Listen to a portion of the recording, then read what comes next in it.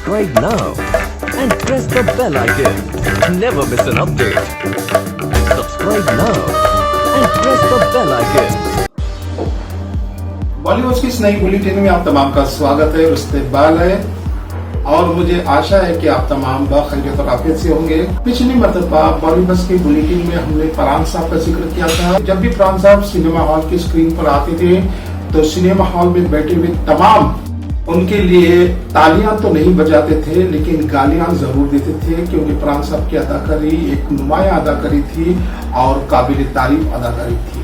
लेकिन बॉलीवुड की इस नई बुलेटिन में हम उस अदाकार का जिक्र करने जा रहे हैं तो जब भी पर्दे पर आते थे तो हॉल में बैठे हुए तमाम लोग उनके लिए तालियां बजाते थे, सीटियां बजाते थे और उनके जबरदस्त डायलॉग से वो बेइंतहा खुश होते थे।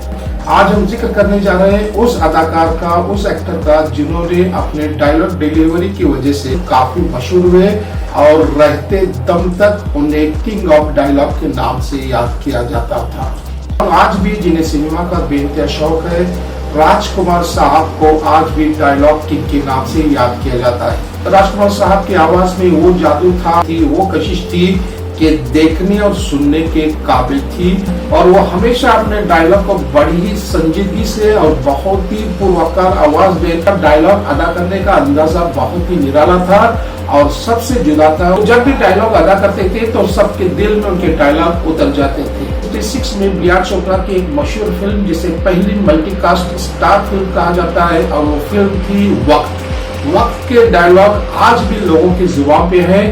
चेन्नई से जिनके घर शीशे के होते हैं वो और उनके घर पे पत्थर नहीं मारा करते, ये डायलॉग आज भी हमें कई लोगों की जुबानी सुनना मिलता है। अब 8 अक्टूबर 1926 को बलूचिस्तान यानी आज जो पाकिस्तान में है एक कश्मीरी फैमिली में पैदा हुए। इसके अलावा भी हजार नौजवान लड़के लड़कियां इस दौड़ में लगे रहते हैं कि एक न एक दिन वो जरूर सुपरस्टार बन जाएंगे। राजकुमार साहब 1940 में पुलिस फोर्स में भर्ती हुए और वहां पे वो बतौर सब इंस्पेक्टर का काम किया। राजकुमार साहब की पहली मुलाजिमत थी पुलिस इंस्पेक्टर। 1952 में राजकुमार साहब की मुलाकात नजम नकवी से हुई, जिन्होंने अपनी फिल्म रंगीला में जिसकी हीरोइन थे रियाना उसमें उन्हें काम करने का मौका दिया। राजकुमार साहब 1952 में ही अनमोल सहारा में काम किया और 1953 में हसरत लखनवी की फिल्म आबशार में भी उन्होंने काम किया। फिल्मी दौर का आगाज किया और 1955 में धर्म कुमार की फिल्म घमंड, हीरा सिंह की लाखों में एक में काम किया।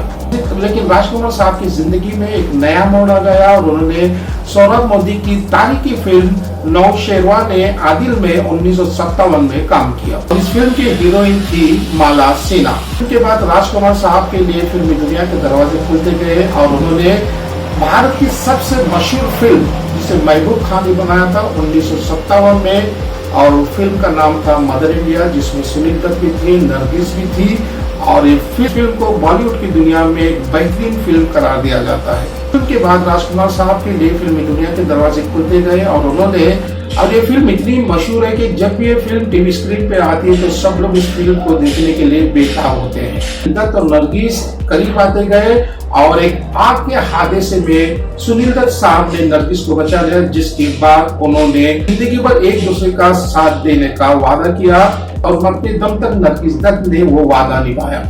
1959 में एस वासन ने एक फिल्म बनाई थी और फिल्म का नाम है पैगाम, जिसमें राजकुमार साहब ने दिलीप कुमार के साथ काम किया था। लेकिन इस फिल्म बनने के दौरान दोनों में ऐसी बातें हुई कि राजकुमार साहब ने इरादा किया इसके बाद मैं कभी दिलीप कुमार के साथ काम नहीं करूंगा, लेकिन इनका वादा कभी पूरा नहीं हुआ। फिर उन्होंने दिलीप कुमार के साथ सुभाष घई की फिल्म सौदागर में काम किया था, जो सुभाष घई के साथ उनकी आखिरी फिल्म थी और दिलीप कुमार के साथ भी उनकी आखिरी फिल्म साबित हुई। एक बहुत ही कामयाब फिल्म रही और सुभाष घई ने इन दोनों शेरों को किस तरह से एक्जा किया एक अलग कहानी है। राजकुमार साहब को फिल्मी दुनिया में कुछ अच्छी नजर से नहीं देखा जाता था, क्योंकि राजकुमार साहब की आदत थी कि हर मिलने वाले का मजाक उड़ाया करते थे। राजकुमार साहब के झगड़े तो काफी लोगों से हुए हैं।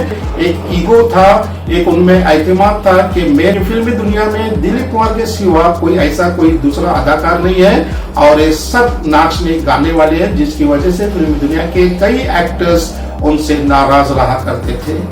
1963 में राजकुमार साहब की एक बेहतरीन फिल्म आई हुई थी और वो फिल्म का नाम था दिल एक मंदिर। फिर से एक बार राजेंद्र कुमार उनके सामने थे और मीना कुमारी उनकी हीरोइन थी। यहाँ से मीना कुमारी और राजकुमार का सिलसिला शुरू हो गया और उन्होंने कमाल अमरूई की पाकिस्तान में अपना बेहतरीन रोल अदा किया था। पाकिस्तान के डायलॉग आज भी लोगों की जुबान पे हैं।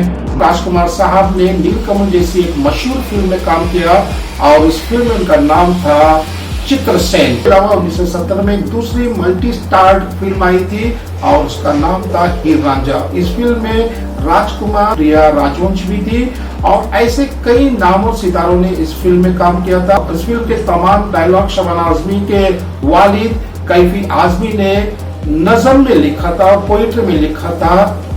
तुझे पाना जिंदगी है, तुझे खोना है मौत, इससे ज्यादा मेरे फसाने में और नहीं है। मांग लूंगा खुदा से या चुरा लूंगा मैं तुम्हें, तुझ जैसा दूसरा मोती उसके खजाने में नहीं है। इस तरह के कई ऐसे बेहतरीन डायलॉग जो मैंने 1970 में दिए थे, लेकिन आज भी मुझे वो डायलॉग अच्छी तरह से याद है। हीर रांझा एक मोहब्बत की दास्तान थी और आज भी जब कभी हीर रांझा मुझे देखने को मिलती है तो मैं हीर रांझा जरूर देखता हूँ। इसके अलावा राजकुमार साहब ने कई फिल्मों में काम किया जिसमें दुल्हन, फूल बने अंगारे, उजाला, घराना, ऊंचे लोग, हमराज, मेरे हुजूर, वासना, लाल पत्थर और हिंदुस्तान की कसम के अलावा 36 घंटे, करम योगी, कुदरत फिल्मों में उन्होंने अपनी बेहतरीन अदाकारी के जोहर दिखा चुके थे। राजकुमार ने अपनी शरीक है जेनिफर, जो एक एंग्लो इंडियन एयर होस्टेस थी, जिन्होंने शादी के बाद अपना नाम गायत्री कुमार रखा। जब तक फिल्मी दुनिया कायम है, राजकुमार साहब को उनके डायलॉग से हमेशा याद किया जाएगा। और राजकुमार साहब ने अपनी जिंदगी का सफर 3 जुलाई 1996 को खत्म किया और इस दुनिया को अलविदा कहा। हमें उम्मीद है कि हमारा बॉलीवुड चैनल आपको पसंद आता होगा। आप बराए कर इसे शेयर करें, लाइक करें और सब्सक्राइब करें। तब तक के लिए खुदा हाफिज।